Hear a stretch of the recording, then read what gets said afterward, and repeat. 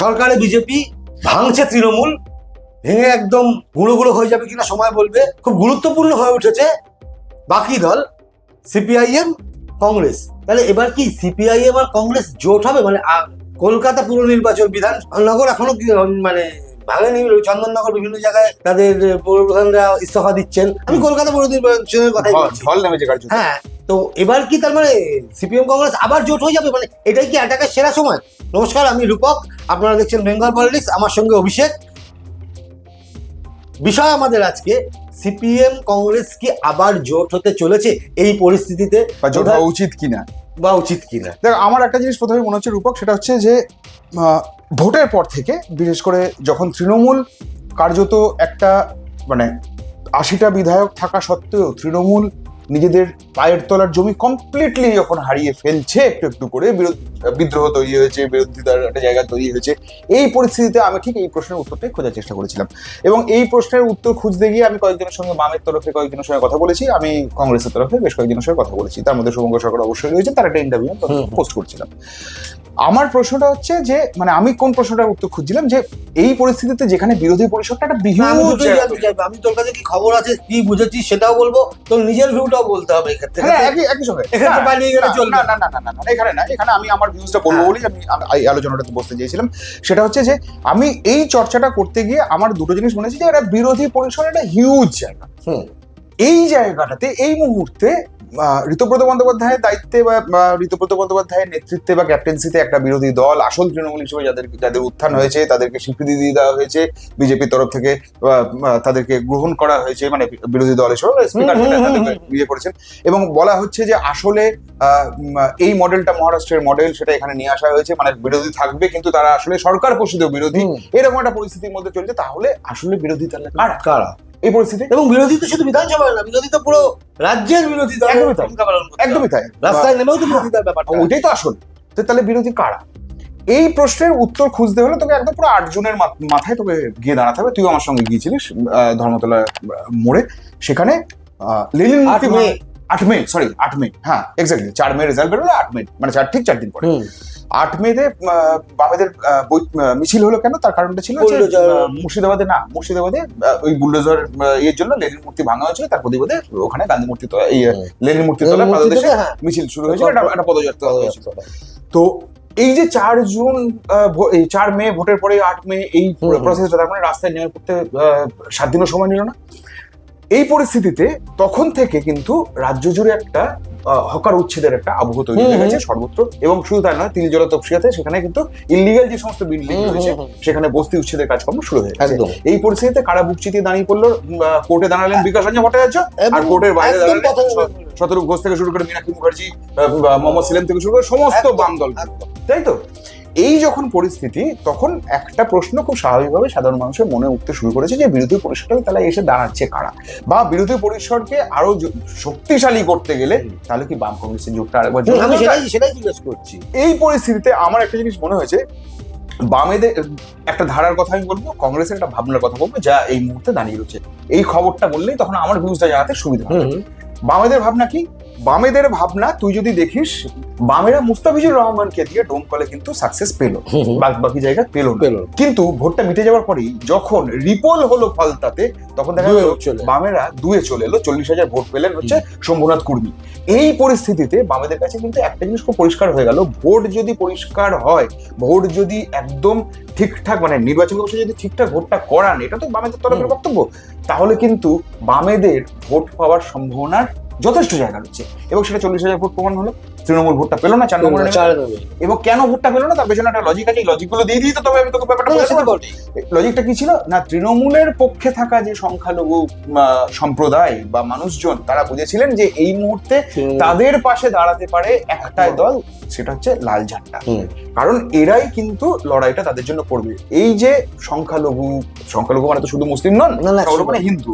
ফলে এই মানুষজন কোথাও একটা জিনিস তো বোঝেন যে আমার রুটি রোজগারের কথা কে কে বলছে যে দল দেবে, বিপদের সময় যে পাশে থাকে সেই বন্ধু। যে যে হ্যাঁ এই বিপদের বন্ধু যে হবে আমি তার সঙ্গে থাকবো, সেটা তৃণমূলের পক্ষে আর সম্ভব না, না, সম্ভব। সেটা বুঝে গেছে, সেই কারণে বামাদের দিকে গেছে। এবার কংগ্রেস কেন ভোটটা পেলো না, তোর লজিকটা এখানে তো ব্যাপারটাকে ঢুকে তো এটাই প্রশ্ন, যে যদি হ্যাঁ। তাহলে দুজন এক হয়ে যেত তাহলে তো আরো বেশি Exactly. ভালো হতো। কংগ্রেস ভোটটা কেন পেলো না, ফলতার ক্ষেত্রে আমি তো বলছি, কংগ্রেস ভোটটা পেলো না তার কারণ হচ্ছে যে কংগ্রেস এখনো পর্যন্ত মুর্শিদাবাদ, মালদা, উত্তর দিনাজপুরের একটা পোর্শন বাদ দিলে বাদ বাকি জায়গায় কংগ্রেস নিজেদেরকে এটাই প্রমাণ করতে পারেনি যে আমরা রাজনৈতিক দল হিসেবে ক্ষমতায় আসতে চাই। এই ব্যাপারটা যতক্ষণ না সবার মাথায়, মানে অন্তত মানুষকে একবার তো প্রথম বোঝাতে হবে, তবে গিয়ে তো হ্যামার করার বিষয়। তো ফলে যখন এই ব্যাপারটা হলো না, তখন খুব স্বাভাবিকভাবেই মানুষজন বুঝতে পেরেছেন যে কংগ্রেস ওইটুকু জায়গাতেই সীমাবদ্ধ, কংগ্রেস ওখানেই থাকতে চাই, ওখানেই থাকতে ওইটুকু ভালোবাসে। জায়গার জন্যই আর কি। ফলে তার বাইরে যারা আমরা রয়েছি তারা তাহলে বামেদের জন্য লড়াই করবো, ফলে বামেদের ওই লজিকে বামেদের সঙ্গে গেল।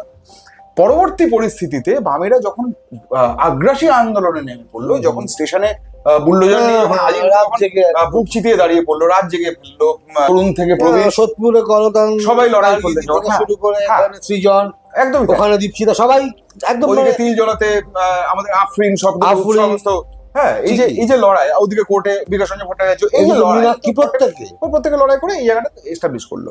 ওয়ারএজ কংগ্রেস তাহলে কি ভাবছে? কংগ্রেস এই মুহূর্তে একটা জিনিস ভাবছে, কংগ্রেস 97 সালকে ফিরিয়ে নিয়ে আসার চেষ্টা করছে। কিরকম ভাবে? এরকম কংগ্রেস ভেঙে একসময় তৃণমূল কংগ্রেস তৈরি হয়েছিল।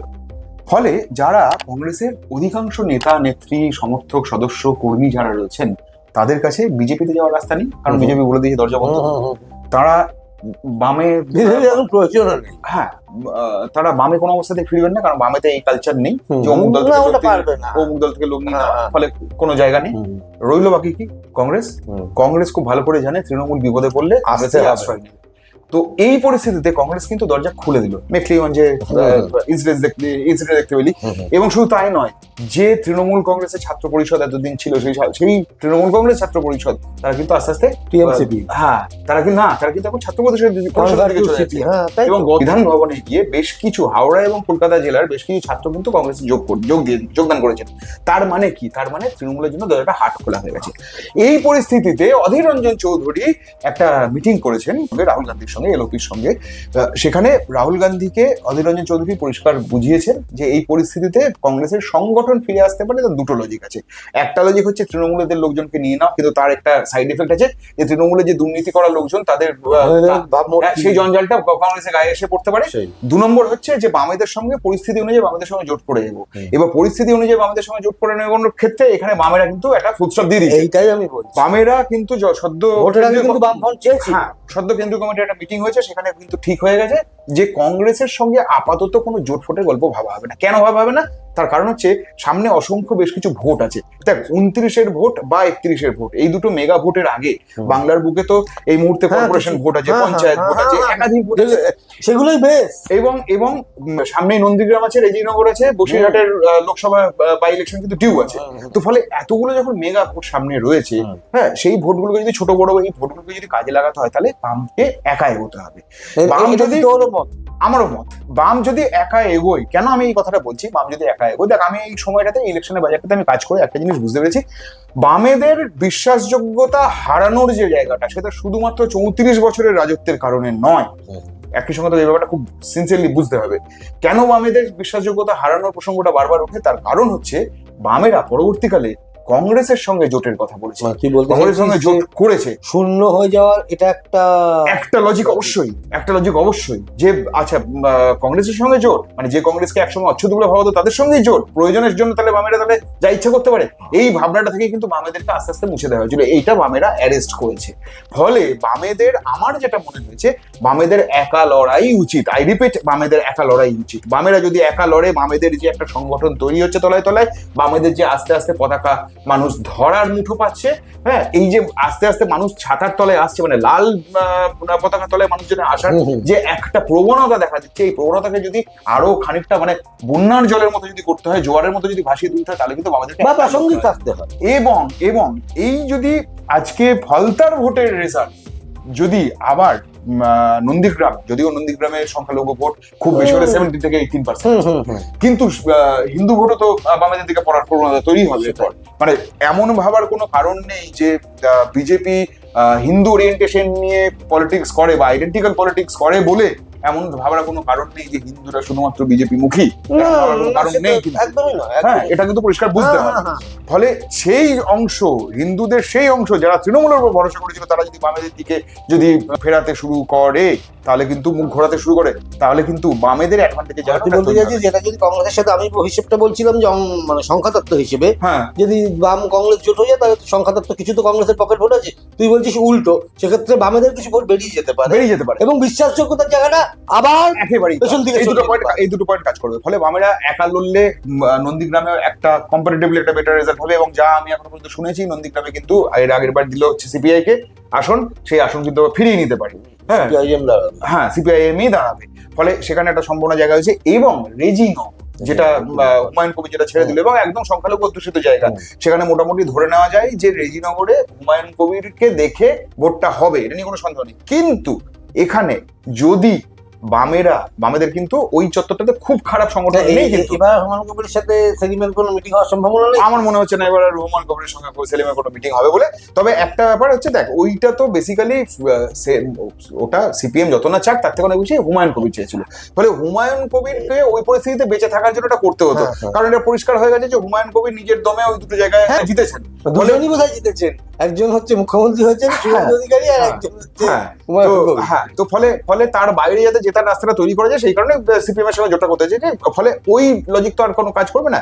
হ্যাঁ, এখানে একটা জিনিস হচ্ছে খুব ইম্পর্টেন্ট, সেটা হচ্ছে সংখ্যালঘু ভোট। রেজিনগরের সংখ্যালঘু ভোট কতটা বামেদের দিকে যাবে, যাক না যাক, বামেদেরকে এটা এই মুহূর্তে বোঝাতে হবে যে আমরা একা লড়বো, লাল ঝান্ডাই লড়বে। এবং এই লাল ঝান্ডার তলায় বাম ঐক্য থাকুক, সিপিআইএমএলও আসুক, কোনো অসুবিধা নেই। কিন্তু বাম ঐক্যের বাইরে, মানে আমি বলতে চাইছি এখানে নওশাদ সিদ্দিকী দলও আসুক, তারা বাম ঐক্যের মধ্যেই, হ্যাঁ, কিন্তু তার বাইরে আর কংগ্রেসের সঙ্গে হাত মেলানোর কোনো লজিক আছে বলে আমার মনে হচ্ছে না। এই পরিস্থিতিতে আমার মনে হয় সামনে কর্পোরেশন ভোট আছে, সামনে পঞ্চায়েত ভোট আছে। বামেরা যদি এই একা লড়বো এই মেন্টালিটিটাকে যদি ধরে নেয় যে এটার উপরেই দাঁড়িয়ে থাকবো, বামেরা কিন্তু পঞ্চায়েত ভোটে বেটার রেজাল্ট করবে, আমি তোকে বলে দিচ্ছি, মিলিয়ে নিস। এবং কর্পোরেশন ভোটেও বেটার রেজাল্ট করবে। হ্যাঁ, এইটাকে বামেরা বুঝতে পারছে। এবং আমি জানি রিসেন্ট টাইমে বেশ কিছু বৈঠক হয়েছে, সম্পাদকীয় মন্ডলী বৈঠক গত সপ্তাহেও হয়েছে, যে বৈঠকগুলোতে এই চর্চাটা কিন্তু বারবার উঠে এসছে। একই সঙ্গে ইলেকশনের রিভিউ যেমন হয়েছে, একাধিকবার ইলেকশনের বিভিন্ন জায়গায় রিভিউ হয়েছে, কোথায় কোথায় ভালো, মানে কোথায় কোথায় লড়াই করার জায়গা তৈরি হয়েছিল, হাতছাড়া হয়েছে, এবং কোথায় কোথায় লড়াইকে আরো এগিয়ে নিয়ে যাওয়া যায়, এই বিষয়গুলো বেশ কিছু স্পট কিন্তু বামেরা ইতিমধ্যেই কিন্তু তুলে ধরতে পেরেছে।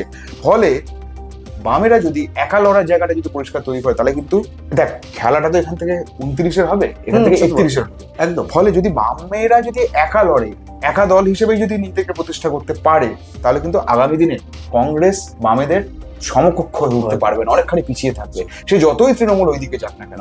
কারণ মমতার ইন্ডিয়া জোট একটা বিষয়, হ্যাঁ, ইন্ডিয়া জোটের বাইরে ওই দিল্লিতে দোস্তি হতেই পারে, কিন্তু বাংলার সমীকরণটা অন্যরকম।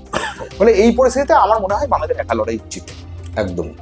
তো বাংলা একা লড়ে কিনা, আমরা নিজে আমার বেঙ্গল পলিটিক্সের এই দরবারে আপনারা আমাদের মতামত শুনলেন, আপনার এবং খুব ক্লিয়ার কাট মতামত, মানে কোথাও হ্যাঁ, তো নেতারা কি করবেন, পলিটিক্যাল পার্টি কি করবে, তাদের মধ্যে জানাবেন। আপনারা আপনাদের মতামত দেবেন আমাদের চ্যানেলের কমেন্ট বক্সে, এবং আমাদের সঙ্গে থাকবেন। আমরা এই ধরনের আরো অনেক বিষয় নিয়ে, যেগুলো রাজ্য রাজনীতিতে চলছে, সেরকম বিষয় নিয়ে আবার আপনাদের কাছে আসবো।